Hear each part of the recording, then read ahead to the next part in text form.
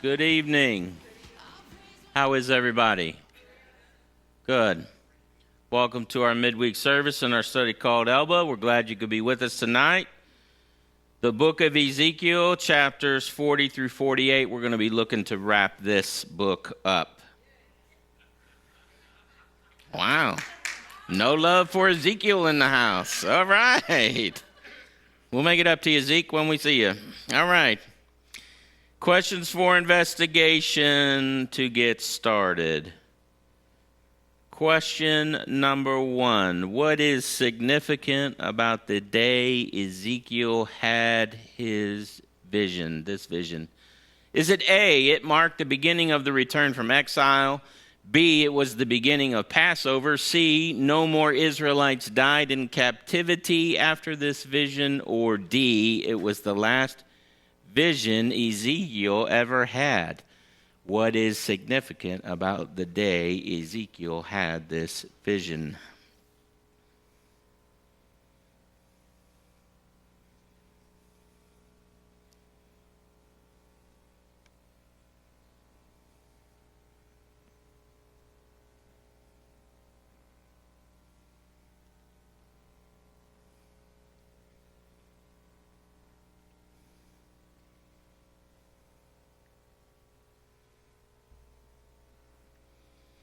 All right, let's see where we're at. Whoa, mixed bag. All right, 6 people say it marked the beginning of the return from exile. 5 say it was the last vision Ezekiel ever had. 3 said it was the beginning of Passover. 1, no more Israelites died. Okay, very good. Let's go to question number 2. Ezekiel's final vision is the longest vision in the Bible. True or false? Ezekiel's final vision is the longest vision in the Bible.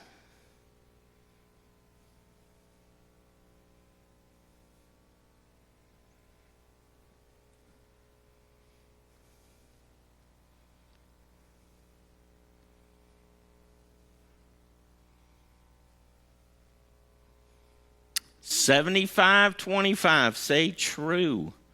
All right. Question number 3. The temple complex of Solomon was the same size as Ezekiel's temple complex. True or false? The temple complex of Solomon was the same size as Ezekiel's temple complex.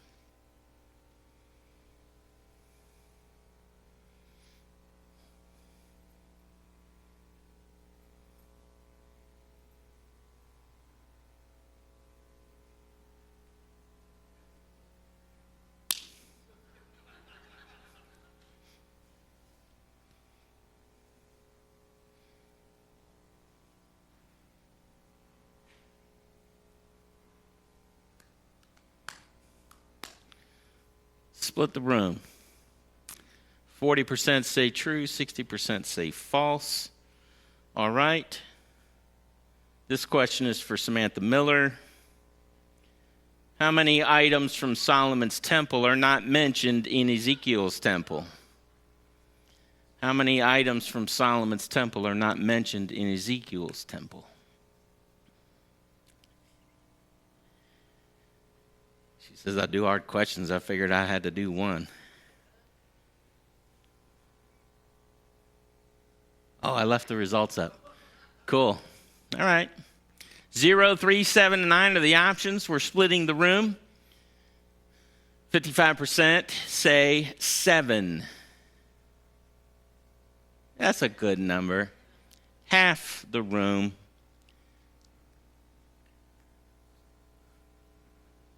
People are following the crowd. 57 is getting higher. All right. Now, this last question is not really a question. It's a survey. But I think it'll be interesting. What's your view of Ezekiel's vision of the temple? Is it A, this is going to be a literal physical temple built in Israel? B, the temple is visionary and figurative? C, this was fulfilled by the temple of Zerubbabel, in other words, the second temple that was built? Or D, the temple is real in heaven and will descend to earth in eternity? Or E, undecided? what is your view of Ezekiel's vision of the temple?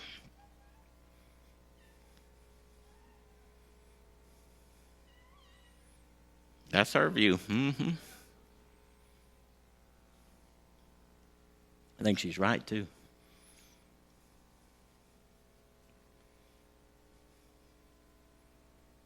Let's see.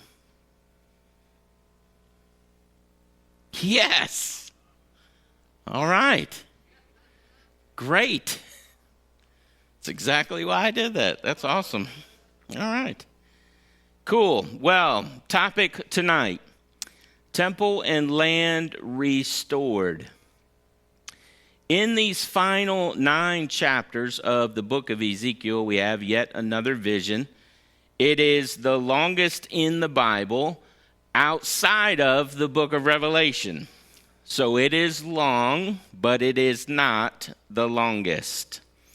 And it contains 3 sections: the new temple in chapters 40 through 43, the new facets of life in chapters 44 through 46, and the new promised land and land allotments in chapters 47 and 48. There's not a whole lot to get excited about from these chapters in terms of all of these building descriptions, right?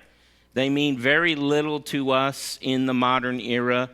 If we had lived in Jerusalem back in the day, especially if we had used Solomon's temple and knew the size and scope of Solomon's temple and what it looked like in person, and now we were in captivity, the detail of this vision would have been very inspiring, right?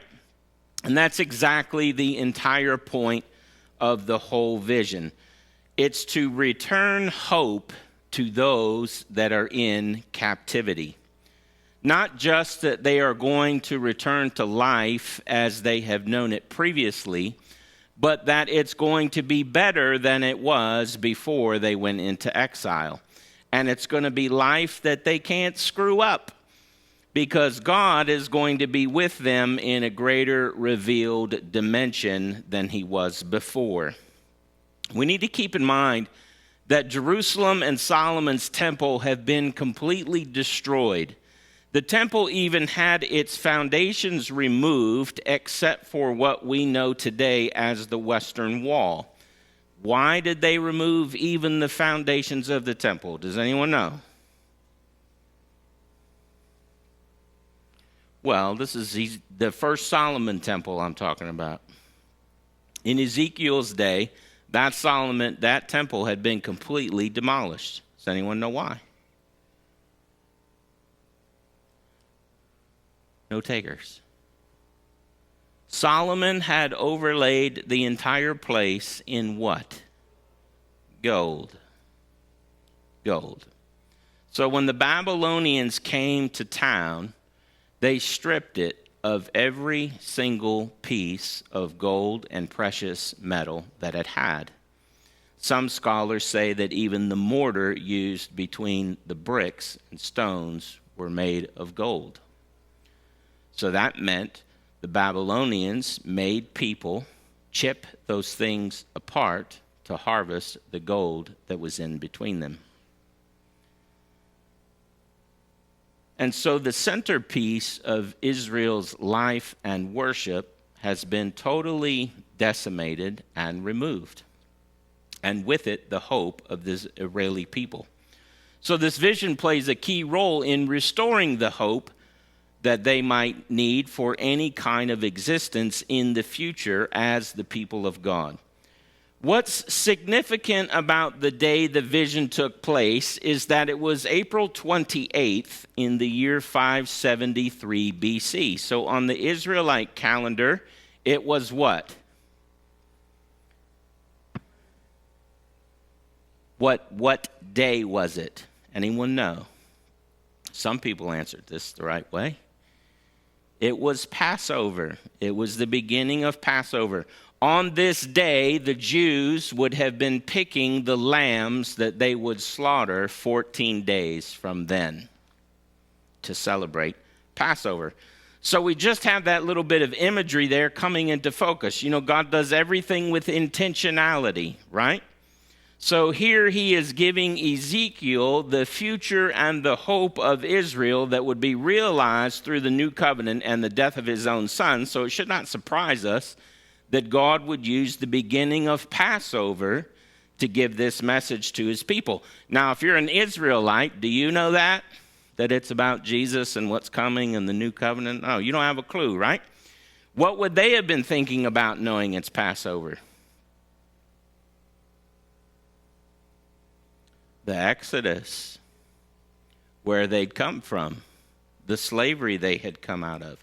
That's what they were celebrating, the night the Lord had passed over Egypt and their ensuing deliverance. But in the mind of God, he's foreshadowing what was to come, even though the Israelites had no clue. And it just goes to show you how God begins to line things up and plans things out. It illustrates the principle that is in Scripture, that his thoughts are higher than our thoughts and his ways are beyond our ways, because he's forward thinking about the new covenant and Jesus coming and all that's going to come with that. And the Israelites are stuck back several hundred years ago thinking about Egypt and what they did come out of, their ancestors came out of. As far as all of these things about the measurements, I'm not going to spend much time on it. Ezekiel sees this angel who has a measuring rod in his hand, which is about 10 feet long. He does most of the measuring with that. He also has this linen cord that is used for making longer measuring distances, and he goes around measuring all the various aspects of the temple. Now, don't get carried away. There's no spiritual significance in the size of this or the size of that. People can go quite silly with all that kind of stuff. But really what this detail was about was the people of Israel picturing the size and scope of this thing in their mind's eye. So I've got a few graphics here to show you, and this will help you understand what all this written narrative was saying. So first, let's look at Solomon's temple. So this was Solomon's temple and the outer courtyard. And on this graphic, you see all the familiar features you're accustomed to seeing. You have the Holy of Holies, you have the cherubim that's in there, you have the Ark of the Covenant, the veil, the altar, all that kind of stuff. Out there in the courtyard, you have the altar. I should have said in the inside, the altar of incense. On the outside, you have the altar, the lavers, the bases, and the molten sea. And for 370 years, this is how Israel worshiped. Now think of that. For a period of time, many of us in this room were at Court Street United Methodist Church. And for whatever that church space was or wasn't, it was interesting to sit there and reflect about how long it had been in use as a place of worship. I don't know about you, but I would sit in that room and wonder about that, because it was over 100 years old. So I don't think that you could sit there and not think of things like that. Well, Solomon's temple was used for triple the amount of that time, and it was gone. Every single one of these features in this picture was gone, destroyed, or carried away by the Babylonians. Now, that was unconscionable to the Israelites. They couldn't believe God would have let his temple be destroyed like that. But it took that situation to that extreme to get everybody's attention, right? And it also took them getting carried off into slavery. Now, look up there at the top, and you'll see the size of the temple compared to the size of an American football field. You see that up there? That's what that text says. I don't know if you can read it way up there, that square. I got the code overlapping it, so that doesn't help. But you have that little rectangle that would fit in that American football field. So the size of the temple complex is about 2/3 the size of that football field. Now, let's look at Ezekiel's temple. So as far as the temple itself and the measurements of the place where the Holy of Holies is going to be compared to Solomon's temple, those measurements are the same in both temple complexes. That inner court portion is the same size.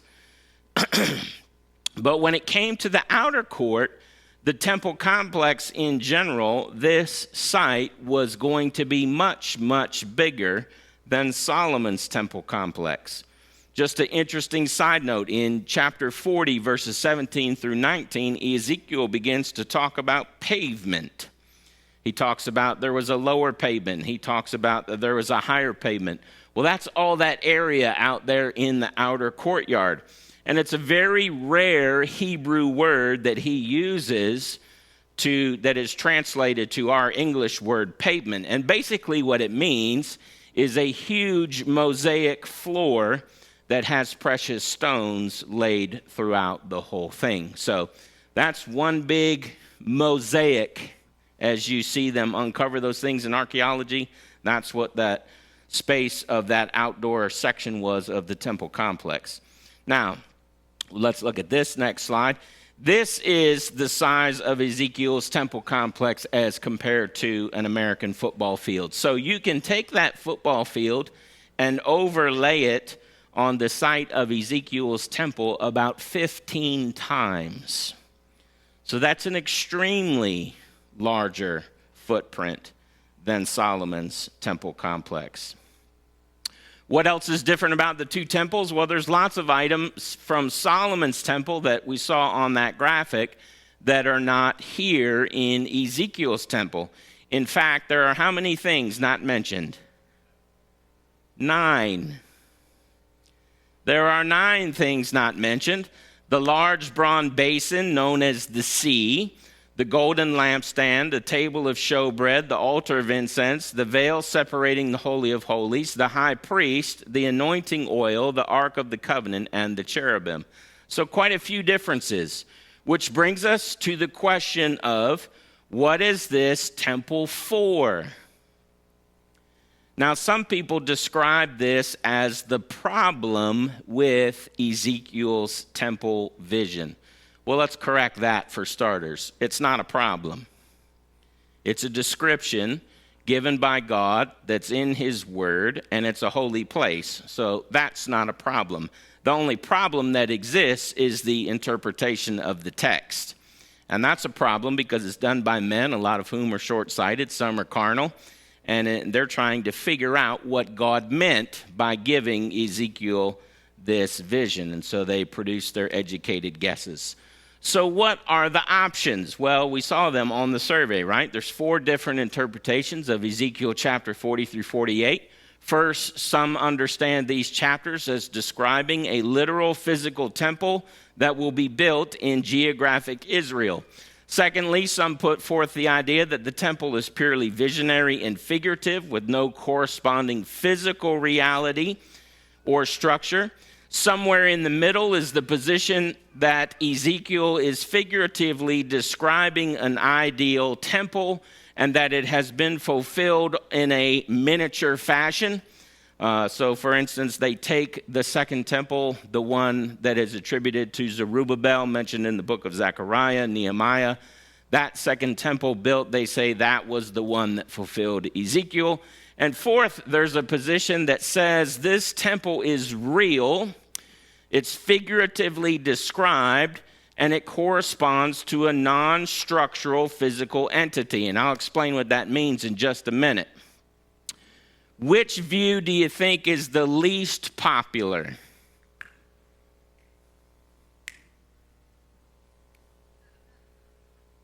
The Zerubbabel temple. The second one that was built, that's the least popular interpretation of this vision. As far as the first view, that it is a literal physical temple that will be built somewhere in Israel, this theory is pushed forth by guys like John MacArthur, who believe that. This is what it says in the MacArthur Study Bible. It says, quote, "This could not be the heavenly temple, since Ezekiel was taken to Israel to see it. It could not be Zerubbabel's temple, since the glory of God was not present then. It could not be the eternal temple, since the Lord and the Lamb are its temple," according to Revelation 21, verse 22. "Therefore, it must be the earthly millennial temple built with all of the exquisite details that are yet to be outlined. Essentially, what he's saying is that during the millennium, during the millennial reign of Christ, maybe a bit before, this temple is going to be rebuilt, and people will make sacrifices there during that span of time between Christ's return and the end of the world. And so you might say, well, if that's true, what's the point of the sacrifices described if Jesus has already come? And John MacArthur would say, well, first, the point is theocratic forgiveness. In other words, people would be going through the same religious rites as they did in the Old Testament. Secondly, he would say those sacrifices would still mean the same thing in the millennium that they did back in the Old Testament.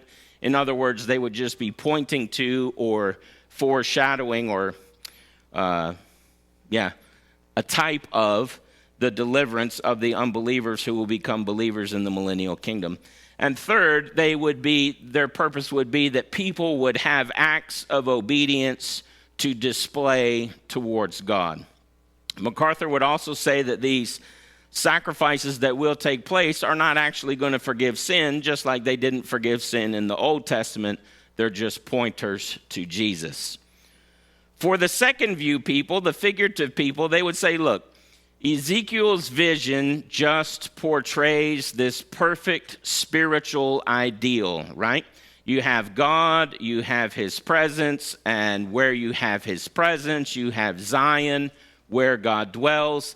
And so all of this vision is figurative language that is representative of what Paul would come to teach in the New Testament, that we are the temple of God and he resides in us. People who hold to this second view have no problem explaining the sacrifices taking place there because they say, look, this is what Ezekiel and his people of his day would have understood as the perfect operation of the temple and its associated worship. So, of course, in their minds, there would be sacrifices going on because that is what they would have understood. They would have had no concept of a new covenant or atonement type of system that is beyond the animal sacrifice. So for them, this was a message that spoke loud and clear because it was temple life at its peak efficiency. That make sense? Fourth view people, they're going to say this is a heavenly temple. It's real. It's up there right now, but it's in the supernatural realm. It's God's dwelling place. He's living there at the end of history. It's going to come down out of the sky, descend to earth, and then it's going to be reality down here, and God will dwell down here with us. Again, they would have no problem of the sacrificial aspects of the vision because they say the same thing as the previous group. You know, this is all just representative of what Jesus has done for his church and, in fact, has done for us now in this age. All right, questions on that? Clear as saran wrap, right? If you're wondering where I fall in this interpretation, I don't think it's a literal temple waiting to be built. I don't necessarily think it's a heavenly temple that's going to descend to earth.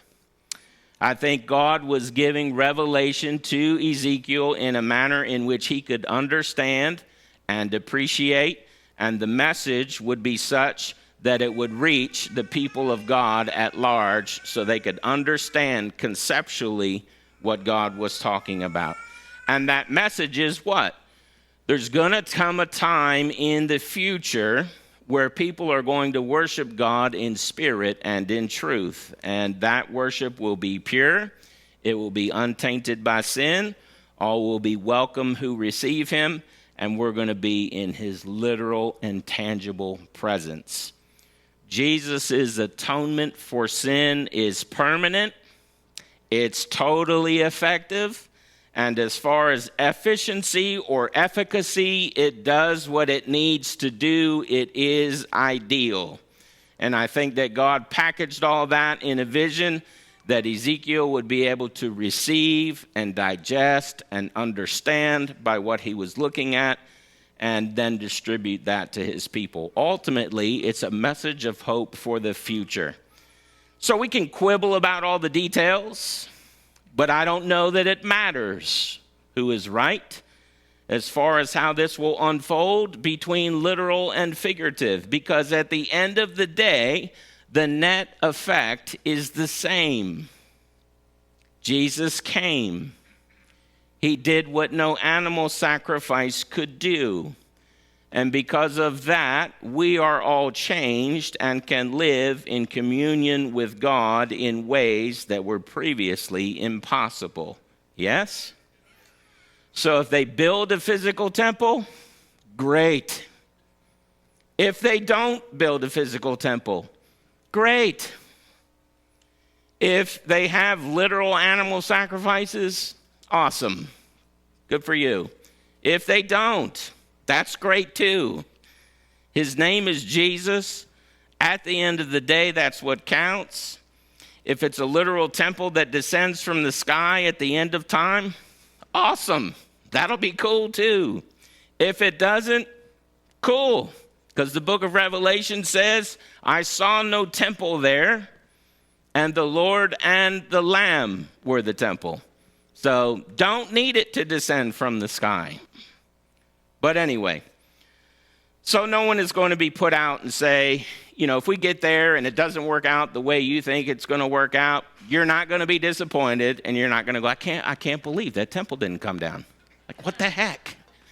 You won't care. Trust me, okay? We're going to be walking around completely happy and satisfied. So that's right. It don't matter to Jesus. Okay, so that's it. Here we're going to do an exercise. The exercise is pretty simple. I encourage you to work in groups. Loosely formed groups.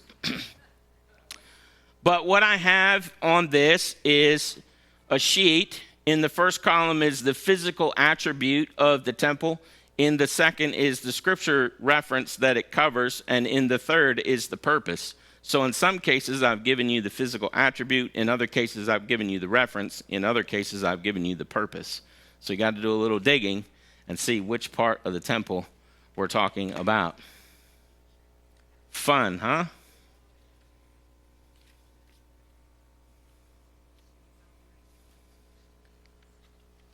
I don't know that I have enough for everybody, so that's why I say, yeah, Sherry's like, I don't need one. I'm good. She got it memorized. She's got it memorized. You can. Oh, look at that. I'm going to have almost enough. Couple for you, couple for the people behind you.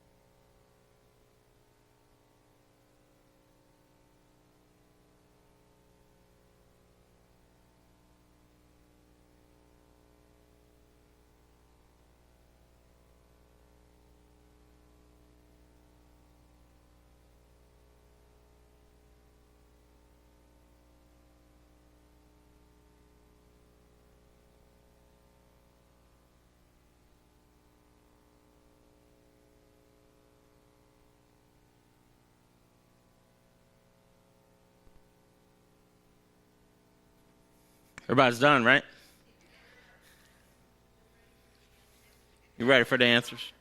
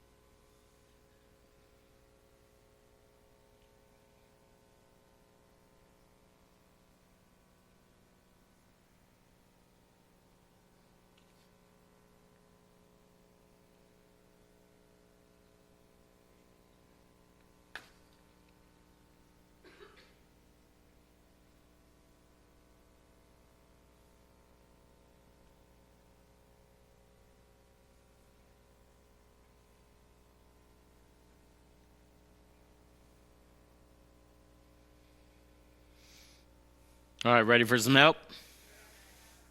But you all look so studious. All right, first one I gave you, area for the people, chambers were lodgings for priests and storehouses for tithes and offerings. Anybody have the physical attribute? It is the outer court with the 30 chambers around it. The reference, anybody have the reference? If nobody has the physical attribute, I doubt you have the reference. Ezekiel chapter 40, verses 17 to 19. It was in there. All right, second one, I gave you the reference. What's the physical attribute? Yeah, the inner court with the slaughter tables, right? And the purpose was the raised area where priests prepared and slaughtered burnt and sin and trespass offerings. All right, third one, I gave you chambers for singers and priests. What's the reference? 40, 44 to 46, yep. And the purpose, rooms for Levites who led worship and guarded the temple, also for the priests in charge of the altar. All right, next one, I gave you the reference. What was the physical attribute? The holy chambers, both the north and the south. What was the purpose? That's right, where the priests, holy rooms where the priests ate the most holy offerings and stored their garments. All right, next one was central altar for sacrifices, the focus of worship. So that's pretty easy. The physical attribute is the altar in front of the temple. The reference is Ezekiel chapter 40, verses 47 to 49. The east gate, the shut gate, what is the reference? Yes, Ezekiel 44, 1 through 3. What does it mean? What's its purpose? That's right. The gate is permanently closed because the Lord entered through it. It is reserved for God alone with special access only for the prince.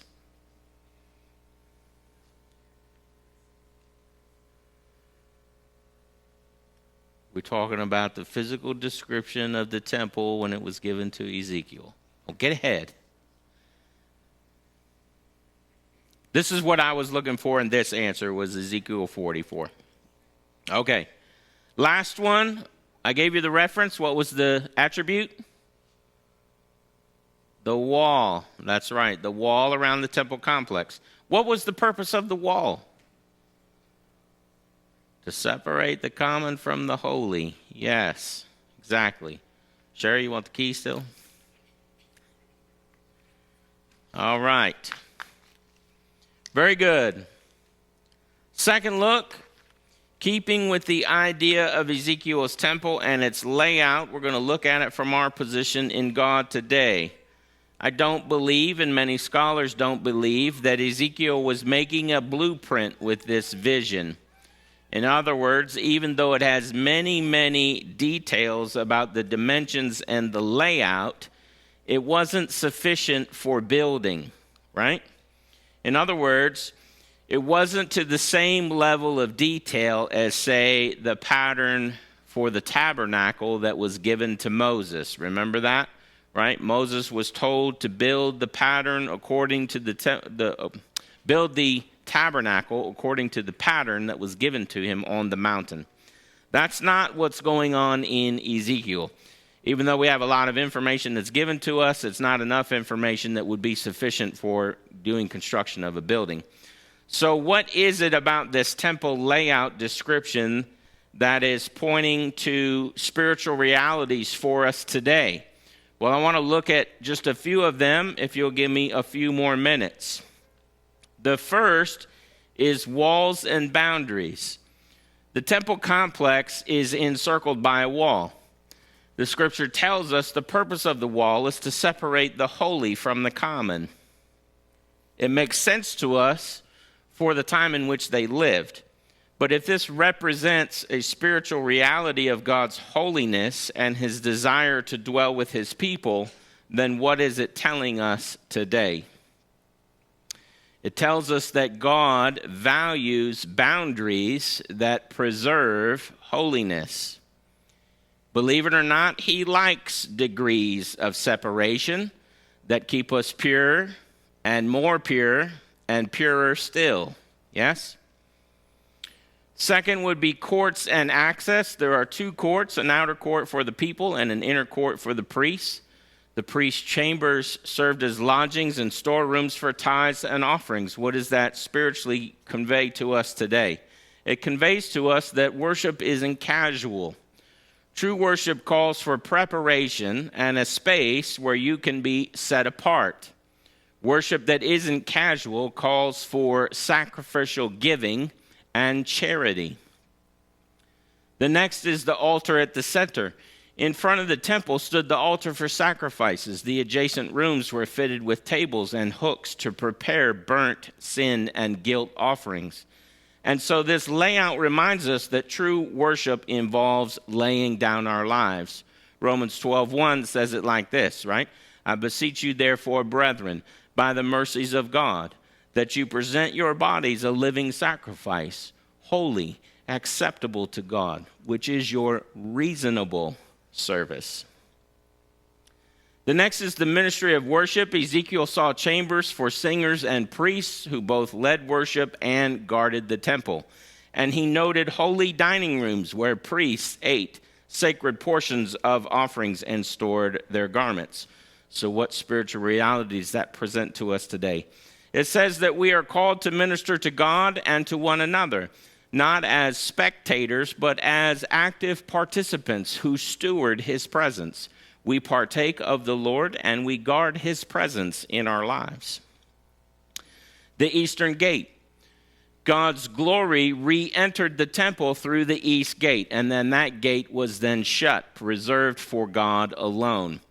So the spiritual reality that represents to us today is that there should be places in your heart that are reserved for the Lord only,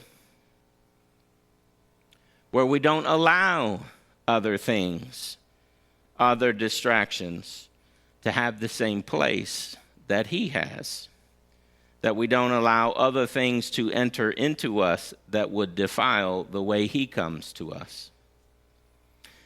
The name of the city. Ultimately, Ezekiel saw a city named, the Lord is there. And for extra credit, what's the Hebrew? Shema. Yahweh Shema. The Lord is there. That's from Ezekiel 48:35. So this vision looks ahead to a time when God dwells permanently with his people. What spiritual reality does that represent? Well, this is one of those now but not yet principles in Scripture, right? God with us has been fulfilled in Jesus. You know, I've been listening to the traditional Christmas carol station on the radio this week, listening and getting prepared because we're getting ready. You know, football's about to start, and once football starts, it's into fall and holidays and all that. So anyway, God with us, Emmanuel. And he's with us now if we call him Lord. But it's also not yet, because there's an ultimate fulfillment that's going to come in New Jerusalem in a dimension and capacity that will take us eternity to fully arrest and comprehend. Okay, that's it for that list. So this is the application for this lesson. This week, consider these questions based on the vision of the temple in Ezekiel. What walls do I need to build or rebuild to guard the sacred in my life? Is there something in your life you're letting in that you should be keeping out because it threatens to taint his holiness in you? Do you make room, both physically and spiritually, for worship? Are you giving and being charitable as an act of worship? And lastly, have you allowed lesser things to intrude through gates meant only for his glory?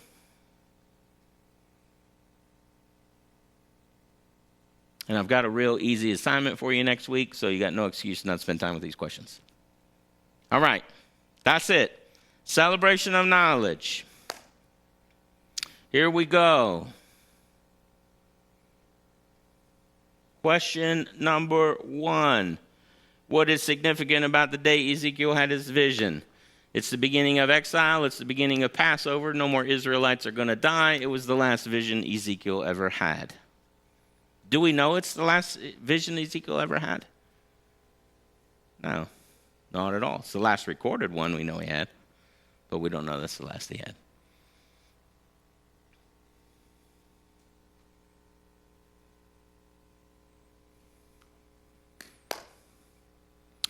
"15 people said it was the beginning of Passover." That is the correct answer. It is the beginning of Passover. Question number 2. Ezekiel's final vision is the longest vision in the Bible. True or false?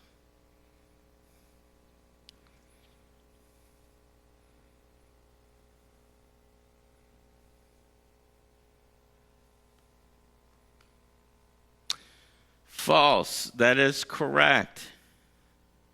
Revelation is longer. Revelation is longer. Ezekiel's vision is long, but it is not the longest. All right, question number 3. The temple complex of Solomon was the same size as Ezekiel's temple complex. Pay attention to the question. The answer is in the question. Too late to change it now.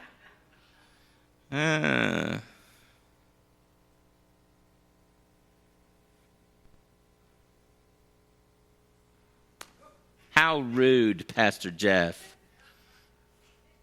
False. That is correct.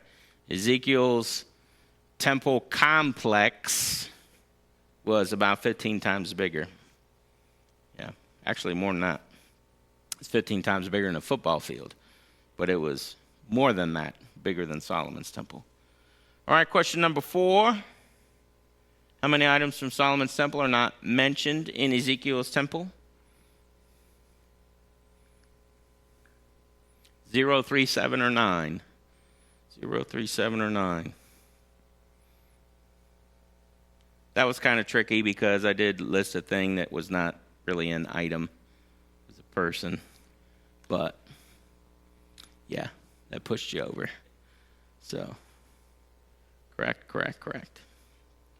All right. And then, what's your view of Ezekiel's vision of the temple?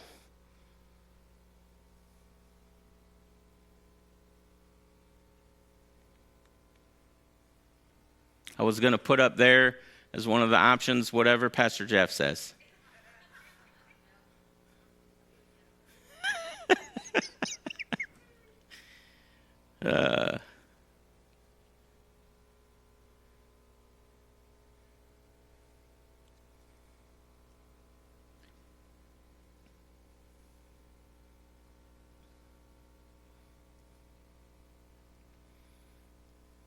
And of course, it's not going to show. There's one slide every week that doesn't show, and this one is deciding not to show. Let's see.